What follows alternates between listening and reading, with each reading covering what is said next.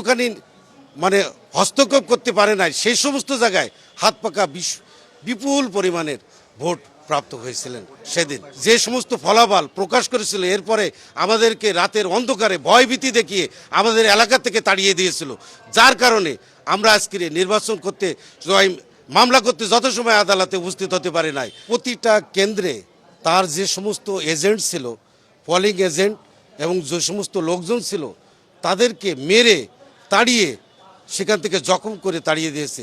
আমরা একটা মামলা দাখিল করেছি। 2023 সালের যে নির্বাচন হয়েছিল, ফ্যাসিস্ট সরকারের অধীনে নির্বাচনের নামে একটা খেলা করেছিল। তারপরেও এই হাত পাকা ক্যান্ডিডেট জনাব মোহাম্মদ আব্দুল আওয়াল সাহেব উনি প্রতিদ্বন্দ্বিতা করেছিলেন হাত পাকার প্রতীক নিয়ে। সেখানে প্রতিটা কেন্দ্রে তার যে সমস্ত এজেন্ট ছিল, পোলিং এজেন্ট এবং যে সমস্ত লোকজন ছিল, তাদেরকে মেরে তাড়িয়ে সেখান থেকে জখম করে তাড়িয়ে দিয়েছে।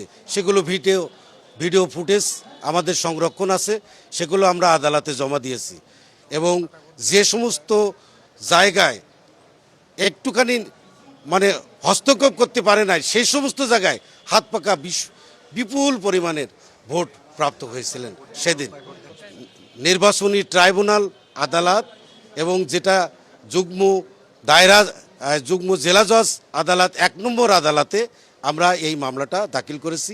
আমরা আশা করি যে এই যে 2023 সালের যে নির্বাচন, যে কারচুপি, ভয়াবহ কারচুপি দিয়ে, এবং আমাদেরকে শুধু তাই না, আমাদেরকে বিতাড়িত করেছিল এলাকা থেকে ভয়ভীতি দিয়ে। সেদিন নির্বাচন করার পর যে সমস্ত ফলাফল প্রকাশ করেছিল, এরপরে আমাদেরকে রাতের অন্ধকারে ভয়ভীতি দেখিয়ে আমাদের এলাকা থেকে তাড়িয়ে দিয়েছিল, যার কারণে আমরা আজকে নির্বাচন করতে মামলা করতে যত সময় আদালতে উপস্থিত হতে পারে নাই। পরবর্তীতে যখন এই দেশে আবার আমরা আন্দোলন করে নতুন করে আমরা এই তত্ত্বাবধায়ক সরকার, অন্তর্বর্তীকালীন সরকার যখন আসলো, তখন আমরা আবার ফিরে এসে আমরা এই গ্রাউন্ড দিয়ে আমরা আজকে নতুন করে মামলা করেছি।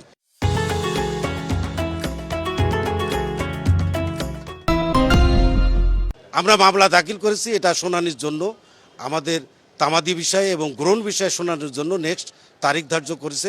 সেই তারিখটা এখনও আমরা পাই নাই, পরবর্তীতে তারিখ পেলে আপনাদেরকে জানানো হবে। মামলার মাধ্যমে আমরা ন্যায় বিচার আমাদের প্রতিষ্ঠা হবে এবং আমরা আমাদের সেদিনকে যে আমাদের প্রতি যে অন্যায় অবিচার করে আমাদেরকে করেছিল, বিতাড়িত করেছিল এবং কারচুপি করেছিল, আমরা এখানে ন্যায় বিচার প্রতিষ্ঠা হবে আমাদের। এবং আমরা আশা করি আমরা আমাদের মেয়র যে নির্বাচন যে বিপুল পরিমাণে কারচুপি করেছিল সেটা প্রতিষ্ঠা করবে।